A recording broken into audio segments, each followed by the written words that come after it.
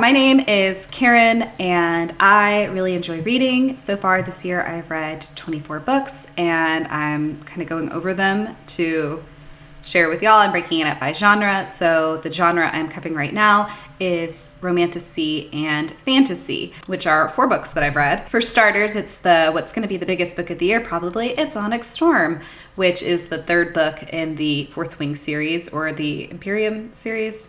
I don't know, whatever you call it. I just call it Fourth Wing. I have a lot of frustration in general with romantasy, and that I feel that it has a lot of issues with where its conflict comes from. So the thing about a romance novel is that the conflict typically is very internally driven. So it's relational, it's the way people are interacting with each other, it's individual choices affecting relationships with other people. In contrast to that, a fantasy novel is going to be people reacting to external pressures and external conflict, and their choices are very driven by what's happening in the larger world around them. The problem with romantasy is it's kind of trying to do both, and I think it, along with some pretty rushed writing, frankly, I think it causes a really weak story to develop, where on one hand we're really interested in what's happening with our romantic pair, in this case Violet and Xaden, but on the other hand there's this whole large world-ending situation that they have to deal with, and it's sort of hard to know where to focus your conflict. And as a reader, like, as soon as you get invested in something to do with the external world, you're kind of thrown back into this internal emotional conflict. And then as soon as you are back kind of caring more about your breeding pair, you got to go back to this world thing, and you're like, I don't know, I'm more interested in the breeding pair now. Maybe that's not how people read these, but it's, I think, a real tension that I feel when I read it, and it gives me some difficulty. So with Fourth Wing, I think Fourth Wing was the strongest so far in the series. I thought Iron Flame was really weak. I had a real time trying to read that in December. Violet and Xaden, their relationship, it felt like, was really kind of frozen in this place of tension because the external conflict of the world had to catch up, basically. And it really drug their relationship. It was just kind of all this tension of like, oh, you're so secrety and you won't share things with me. And he's like, oh no, I can't do that because I have secrets. It really got old. It just felt like they were mad at each other the entire time. This one, I actually think was better. It still, I think, had a lot of that, we're rushing to get this out as quickly as possible because there's a very hungry fan base that is looking to read this as soon as humanly possible. So in that sense, it still felt like it needed another 6 months maybe of edits. It's shorter than Iron Flame, which I thank goodness, because Iron Flame needed like 200 pages cut. And this one, I guess spoilers for Fourth Wing and Iron Flame. I will try not to spoil Onyx Storm particularly. But at the end of the Iron Flame, we find out that Xaden is turning Venin.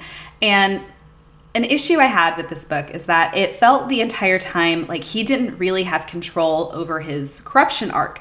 And I have no issue with a corruption arc. I don't mind at all if a character decides to do evil things for the one they love. I think that is a really compelling and interesting thing to explore, especially in the context of a fantasy novel. But Xaden didn't really have any control over his descent. Or maybe he did, but it wasn't written very well, where it kind of felt like he had no choice but to eventually turn into a Venin. Maybe like the initial fall happens in Iron Flame, and he did have a choice about that. But as soon as we're in Onyx Storm, he doesn't really seem to have any choice. It just feels like this inevitable corruption. And I don't really enjoy that. I think it would have been a much more compelling way to write this is if he consciously and knowingly continued on a path of corruption for the benefit of Violet, where he's choosing Violet again and again over the rest of the world.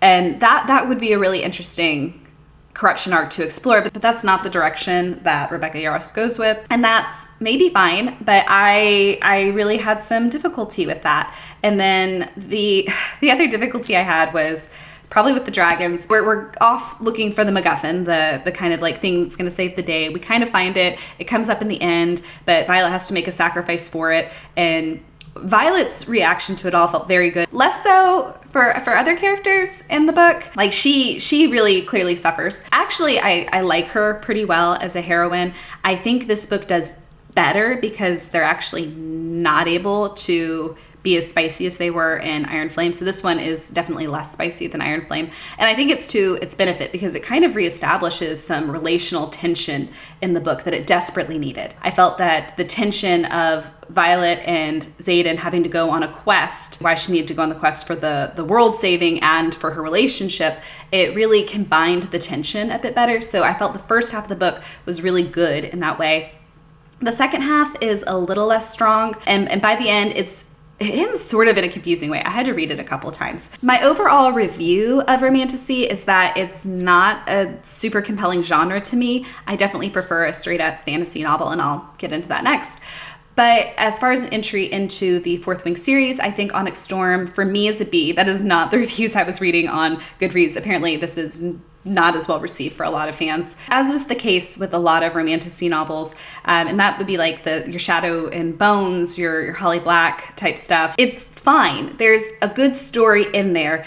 I just think that there needs to be some more clarity of tension and of tone. In a way, they almost do better when they've kind of let go of some of the romance aspect of it. Like I've heard really good things about Holly Black's sequel series to the Cruel Prince trilogy, The Stolen Heir, and then Six of Crows is quite good compared to Shadow and Bone. It's almost like you need to take it out of the romantasy and a little bit more firmly into the fantasy. The writing helps, so I think after they've written a few books, they get better and more compelling as writers, but those middle books, man, they're always rough. The first one has the benefit of being the one they worked on for a really long time. It gets a lot of edits before it's published. The middle ones, hard to do because the publishing houses are just trying to get them out as quickly as possible to make money, and then you've got a relatively new author who's not used to having to write to those kinds of deadlines, and it's hard for them to be consistent. It's hard to be Brandon Sanderson, someone who can just write. I don't have any issues with Book Talk books, and I'll prove it to you because this John Gwynne series is sort of a TikTok book from my understanding, and I really enjoyed it. So this is the Bloodsworn trilogy. I read all 3. This is the first one. It's the Shadow of the Gods. The second one is the Hunger of the Gods. And then the third one is the Fury of the Gods. And I really liked these. They take place in a Norse-inspired world. I had to really look up how to pronounce things because I was concerned that I was not pronouncing things correctly. And this has multiple point of view characters, which is something I really like about fantasy novels. And I think that would really benefit Romantasy to use a little bit more because it really fleshes out the world if you have people in different parts of it and you're getting to know more parts of it and you're feeling like you're traveling over a large and expansive world. The problem with a lot of Romantasy is it feels very tight and very closed in, and the world kind of just exists for our breeding pair to prove that they are like so cool and so badass and they can do all these really cool things. That's why they should be a superpower couple together. Whereas with a straight fantasy novel, the world exists because there's tension in lots of different places and you have to have characters confronting that tension in a lot of different places. And eventually when those plot lines kind of all resolve together, which is what they do in the third book, you're really invested in all of the different characters from all the different points of view. So when you have your final battle and you're jumping points of views, it feels very tight and tense, and it's good. So as far as the fantasy series goes, I like that this one is already written and it's 3 books and I'm not waiting for it to get finished. Though apparently, from what a friend told me, that third book did take a little bit and people were concerned when it first came out, but I didn't have to wait for it. I got to just enjoy the Bloodsworn Saga. My very favorite character by far was Orca, who is like the coolest lady ever. The gods in this world are really interesting. If I have one critique to give of it though, it did feel like we have these really powerful characters that were built up for us, and some of them die really fast and really quickly, and it almost feels like a little bit of a letdown. Especially in the third book, one character comes up and you're like, oh, this is going to be a big deal and we're running out of books. There's only like 100 pages left. How are they going to resolve this? And it resolves really fast. And it almost doesn't match, but I also understand that John Gwynne was just trying to get this book published because his daughter died really tragically, and it took him a while to get the book published and to write it. And then once he did, he probably was just trying to like get the book out. I think it could have benefited, and surprised me saying this because I usually think books need to be edited down. I think that book could have used probably another 100 pages to flesh out a few of our more powerful characters so it feels more satisfying when they get defeated. But otherwise, I think that this is a really good fantasy series if you're looking for something in that genre. And, you know, if you're making the jump over from romantasy into fantasy, I thought this was a really good place to start. It has a lot of female characters that are really interesting and compelling. The driving force in this is not romance. It is 100% the love between a parent and their child.